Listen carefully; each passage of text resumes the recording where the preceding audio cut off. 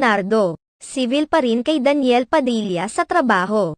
Naglabas ng panibagong update ang aktres na si Catherine Bernardo kung saan ibinahagi niyang balik trabaho na sila ni Daniel Padilla matapos ang kanilang hiwalayan at pinagdaan ng kontrobersya. Sa mga lumabas na larawan makikitang tila nag-aayos na sina Catherine Bernardo at Daniel Padilla para sa gagawin nilang photoshoot. Kaagad naman itong umani ng samut-saring reaksyon mula sa mga netizens. Marami ang na-excite sa muling pagsasama ng dalawa matapos ang kanilang paghihiwalay.